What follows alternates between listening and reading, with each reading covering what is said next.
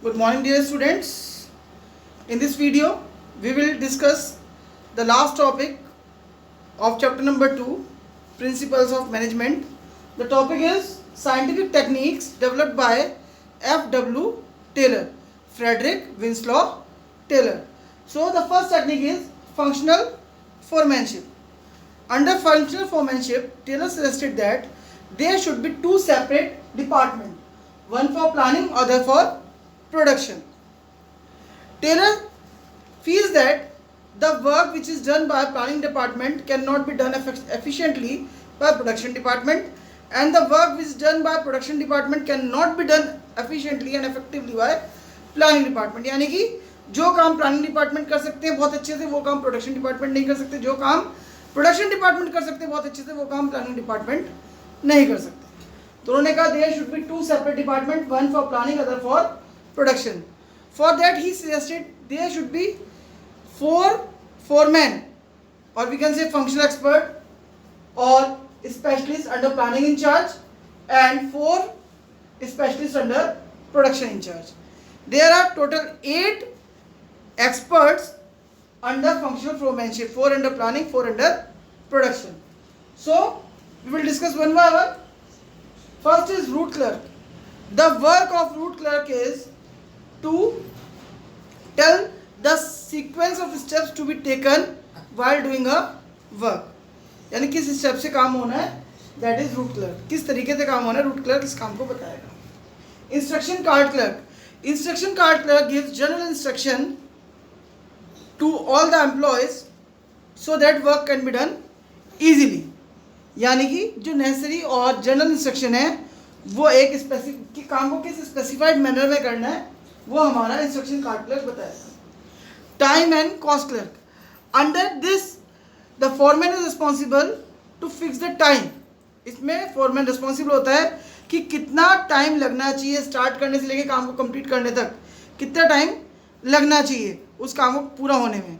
वो जो है हर जॉब की, हर जो भी काम हो रहा है उसकी एक वर्कशीट भी तैयार करेगा, कॉस्ट शीट तैयार करेगा. उस कॉस्ट शीट में क्या लागत आ रही है, कितना काम हो रहा है, उसकी क्या लागत आ रही है, वो सब प्रिपेयर रहेगा. Next is disciplinarian. डिसिप्लिनेरियन का क्या काम होता है. डिसिप्लिनेरियन एक ऐसा फॉरमैन है जो कि काम हमारा ऑर्डरली और सिस्टमेटिक तरीके से, यानी डिसिप्लिन में काम हो रहा है नहीं हो रहा, उसके लिए डिसिप्लिनेरियन ये स्पेशलिस्ट रिस्पॉन्सिबल होता है. नेक्स्ट अंडर ऑपरेशनल डिपार्टमेंट और functional production department. Production department के अंदर प्रोडक्शन इंचार्ज होगा. प्रोडक्शन इंचार्ज का क्या काम होगा, उसके अंडर 4 बॉस आते हैं प्रोडक्शन इंचार्ज के अंदर. First is gang boss. Gang boss का क्या काम है. गैंग बॉस का कोई ये मतलब नहीं है कि वो अपना ग्रुप बना लेगा, नो.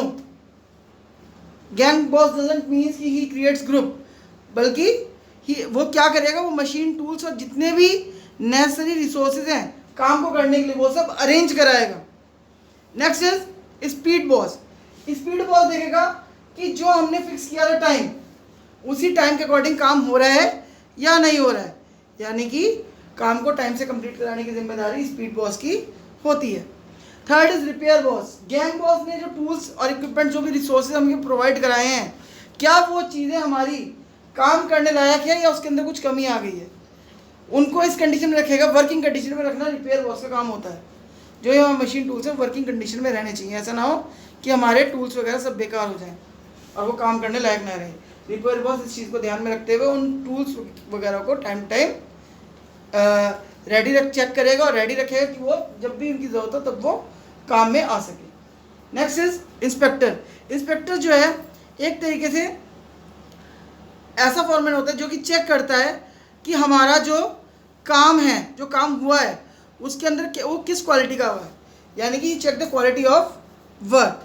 क्वालिटी कंट्रोल करने का, जो आउटपुट जो हमारा आया उसका क्वालिटी कंट्रोल करने का काम इंस्पेक्टर का है. Taylor's next principle is standardisation and simplification of work. Taylor's next technique is standardization and simplification of work. Under this technique, Taylor emphasized that an organization should maintain standard in every steps of business. Business operation में जो भी हम step ले रहे हैं वो सारा हमारा स्टैंडर्ड का होना चाहिए. Right from the selection of tools, machine, raw material, size, type, each and everything. अब अगर सोचिए, एक जो हम घर पे आयरनिंग करते हैं अपनी शर्ट पे, वो जो हमारा इलेक्ट्रिक आयरन होता है, वो अगर छोटा सा ना हो के इतना बड़ा होता तो क्या वो स्टैंडर्ड का होता? उसका साइज स्टैंडर्ड होता? नहीं, उसकी रिक्वायरमेंट ही नहीं है. वो हैंडल करना इजी नहीं है, उसको पकड़ना इजी नहीं, उससे आयरन करना इजी नहीं होगा. और हम जो आयरन बना रहे हैं, इलेक्ट्रॉनिक आयरन जो बना रहे हैं, वो आयरन की ना बना के प्लास्टिक की बना सकते थे?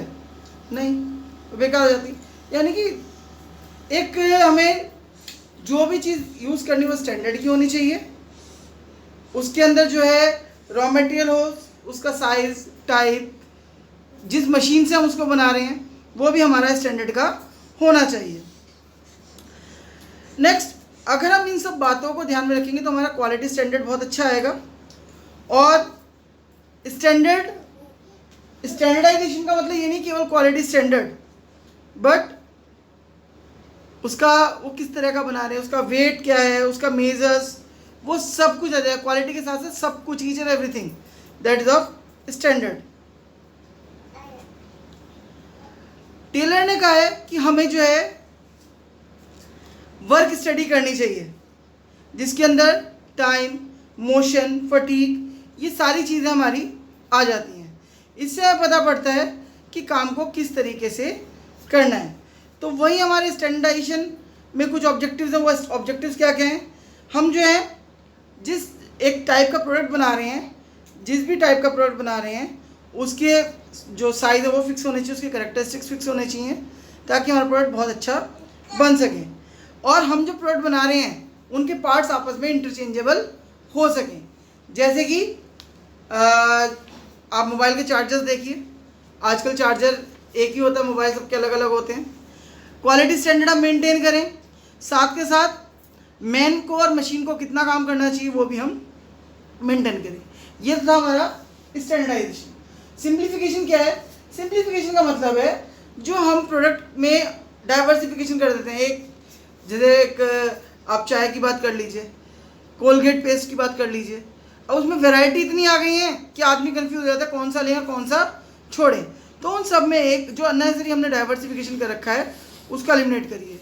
इसी तरीके से एक चाय थी, टी मैन्युफैक्चरिंग कंपनी, उसने क्या करा था, टी का 5 रुपये के पैकेट से लेके, छोटा पैकेट 5 रुपये के पाउच से लेके 500 रुपये तक का बैग बना रखा था 2.5 किलो का. तो क्या है, उसके फ्लेवर्स डिफरेंट, कम से कम 8-10 फ्लेवर थे. इलायची फ्लेवर, अदरक फ्लेवर, तुलसी फ्लेवर. तो क्या है, बंदा जो कस्टमर है वो कंफ्यूज हो जाता है. तो ये हमें जो अननेसेसरी डाइवर्सिफिकेशन है उसको हमें ख़त्म करना है, क्योंकि उसको बनाने में ज़्यादा लेबर कॉस्ट लगती है, उसको स्टॉक करने में हमें ज़्यादा परेशानी होती है, और मशीन भी ज़्यादा कई तरह की चाहिए, रॉ मटेरियल भी कई तरह का चाहिए, वो हमें सस्ता भी नहीं पड़ता. तो इसीलिए हम जो है एक फिक्स्ड लाइन और प्रोडक्ट में फिक्स टाइप और फिक्स कैरेक्टरिस्टिक्स के साथ ही हम प्रोडक्ट को बनाएं. Third technique of Taylor is work study. Work study is the combination of fatigue study, method study, time study and motion study. ये चारों स्टडीज जो है फटीग, मेथड, टाइम और मोशन, ये वर्क स्टडी के अंदर आ जाती है. So let's study one by one. What is fatigue study? Fatigue study means when a worker is doing work he get tired.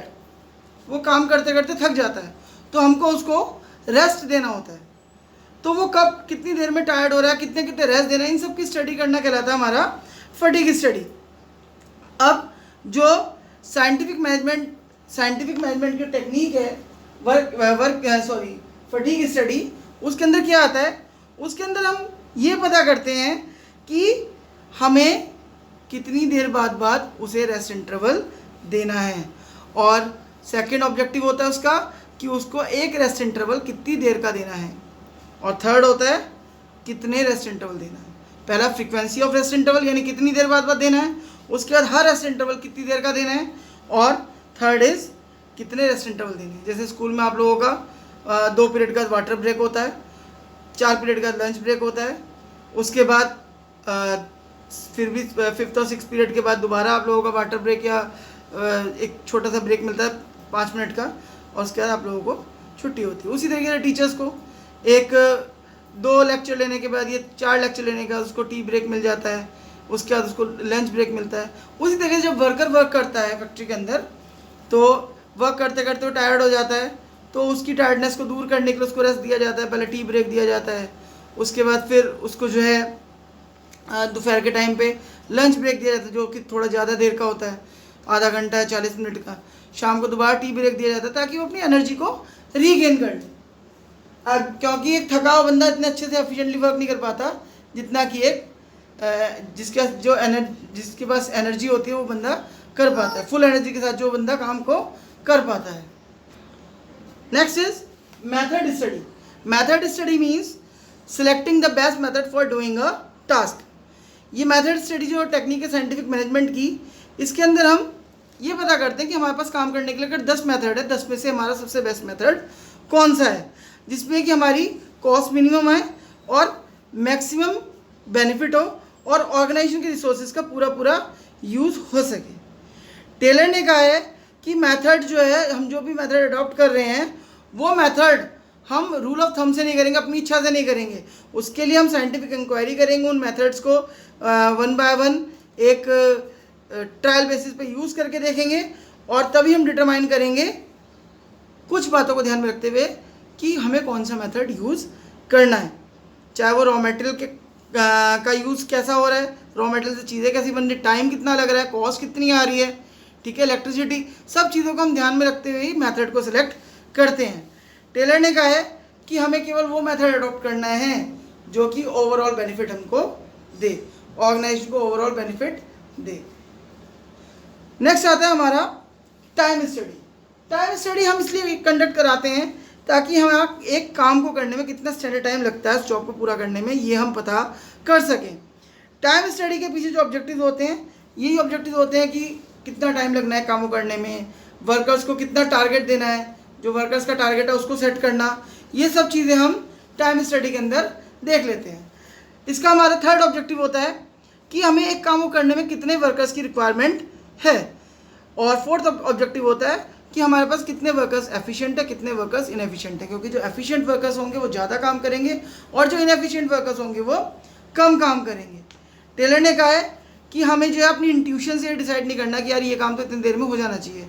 Manager अपनी इच्छा से नहीं करेगा, बल्कि वो टाइम स्टडी कंडक्ट करेगा, अलग अलग लोगों से क्या कहते हैं ट्रायल बेसिस पे काम करा के, तभी वो टाइम को ये डिसाइड कर पाएगा कि एक काम हमारा कितनी देर में होना चाहिए। सपोज एक वर्कर ने उसको 10 मिनट में करा, दूसरा वर्कर उसी काम को 15 मिनट में कर रहा है, तीसरा वर्कर उसी काम को 5 मिनट में कर ले रहा है, ठीक है। बट हमें देखना है कि किस वर्कर ने बहुत अच्छे से सफाई से काम को किया है, या जो हमारा प्रोडक्शन है, आउटपुट जो है वो बहुत बढ़िया आया हुआ है। हम इन सब बातों को ध्यान में रखते हुए ही टाइम फिक्स करेंगे किसी काम को करने का। नेक्स्ट आता है हमारा मोशन स्टडी। मोशन स्टडी का मतलब है जब वर्कर वर्क कर रहा है तो उसको कुछ मूवमेंट्स करने होते हैं, तो उन मूवमेंट्स की स्टडी को करने को हम बोलते हैं मोशन स्टडी। यानी कि मोशन स्टडी हम जो है ये पता करते हैं वर्कर जो भी काम करते हो, जो भी मूवमेंट्स कर रहा है, उसमें कितने मूवमेंट्स हमारे प्रोडक्शन के लिए कर रहा है, कितने मूवमेंट्स वो वेस्टफुल कर रहा है। जो हमारी मोशन स्टडीज़ के कुछ ऑब्जेक्टिव होते हैं, पहला तो यही कि हम इसमें सबसे पहले देखते हैं वर्कर्स कितने मूवमेंट कर रहा है, जब वो काम कर रहा है कितनी बार अपनी जगह से हिल रहा है या उसको मूवमेंट्स करने पड़ रहे हैं, अपनी जगह से उठ के जा रहा है, अपनी जगह को छोड़ रहा है, खड़ा हो रहा है, बैठ रहा है। सेकेंड, उन मूवमेंट्स में हम ये डिसाइड कर लेते हैं, ये देखते हैं कितने उसके मूवमेंट्स प्रोडक्टिव है और कितने मूवमेंट्स उसके अनप्रोडक्टिव है, यानी कि कौन कौन से मूवमेंट उसने अपने काम को करने के लिए करे, कौन से मूवमेंट्स उसने वेस्टफुल मूवमेंट करे। उसके बाद हम क्या करते हैं, जो अनप्रोडक्टिव मूवमेंट्स होते हैं, वेस्टफुल मूवमेंट्स जो होते हैं, उनको रिड्यूस करने के लिए कुछ ना कुछ ट्रिक लगाते हैं ताकि हमारे जो अनप्रोडक्टिव या वेस्टफुल मूवमेंट्स है वो कम हो सकें। और लास्ट होता है कि हम इस चीज़ को करने के लिए एक सूटेबल डिज़ाइन बनाते हैं, टूल्स का, उसके काम करने का, मशीन्स का, ताकि हमारे जो अनप्रोडक्टिव मूवमेंट्स है वो कम हो सके या ख़त्म हो सके। तो ये थे हमारे वर्क स्टडी के अंदर चारों चीज़ें।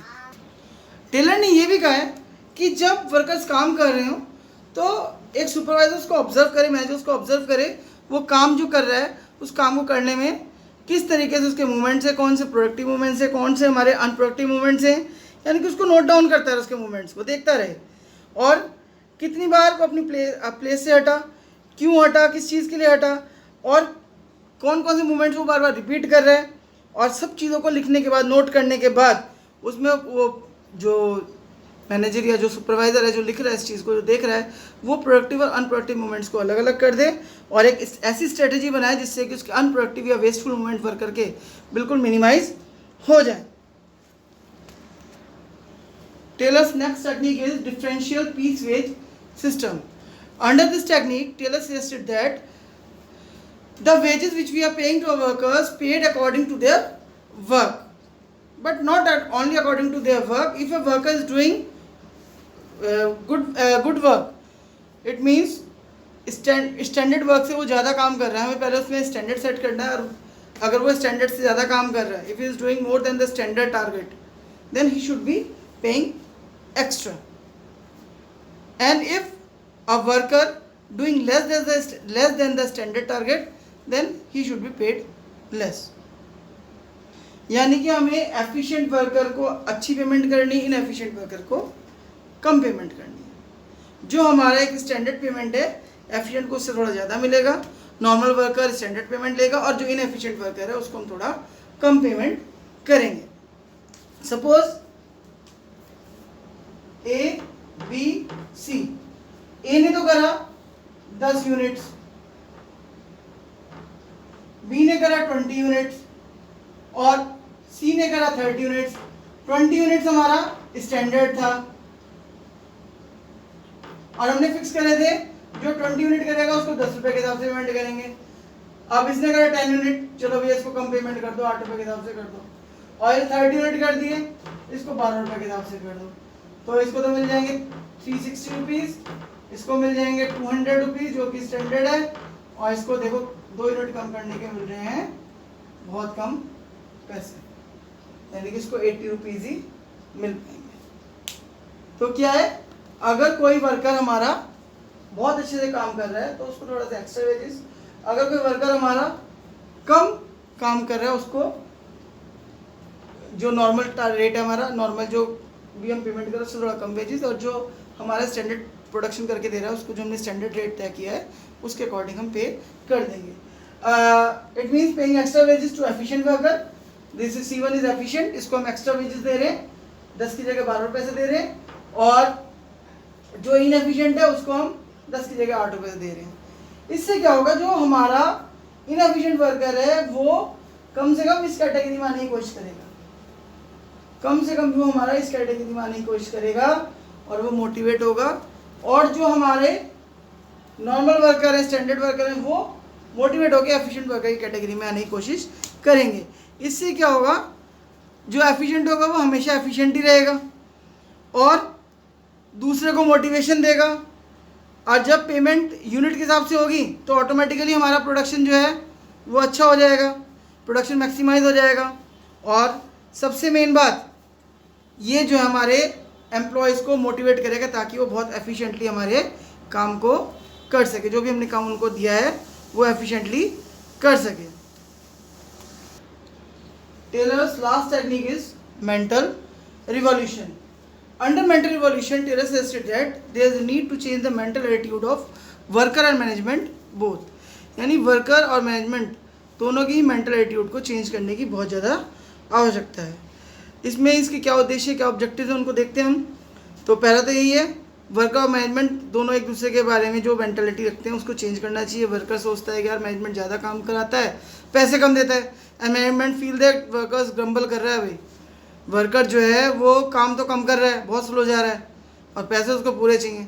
तो वर्कर के दिमाग में जो बात है कि पैसे कम मिल रहे हैं, ओवरबर्डन है हम, और जो एम्प्लॉयज़ के दिमाग मैनेजर्स के दिमाग में जो बात है, मैनेजमेंट के दिमाग में जो बात है कि वर्कर्स काम कम कर रहे हैं और पैसे हम उन्हें पूरे दे रहे हैं। तो ये जो सस्पिशियस है, ये चीज़ हमारी रूल आउट होनी चाहिए। वर्कर और मैनेजमेंट दोनों एक दूसरे को कोऑपरेट करके चलें। दिमाग में जो सस्पिशियन है, जो एक तरीके से इनके दिमाग में प्रीजुडाइज पहले से जो चीज़ें भरी होती हैं उनको निकालना होता है।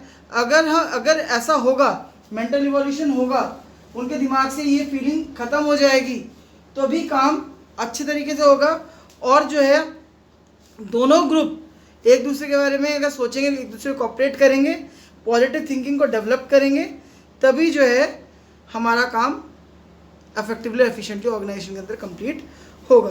तो ये टेक्निक है मेंटल रिवॉल्यूशन की। टेलर ने कहा है कि एक बहुत ज़्यादा ज़रूरत है, यानी कि ड्रास्टिक चेंज लाने की ज़रूरत है वर्कर्स और मैनेजमेंट दोनों के माइंड से ही इस चीज़ को निकालने की। एक मानसिक क्रांति लाने की ज़रूरत है कि वर्कर्स कभी भी ये फील ना करें उनको ज़्यादा काम कराया जा रहा है, और मैनेजर्स ओनर्स कभी ये फील ना करें वर्कर्स कम काम कर रहे हैं। ये चीज़ें जब दिमाग से निकल जाएंगी, दोनों एक दूसरे को ऑपरेट करेंगे, तो ऑर्गेनाइजेशन के गोल के साथ साथ एम्प्लॉयज़ का गोल भी अचीव होगा। So here we complete with the second chapter. In next video we will start third chapter. Thank you.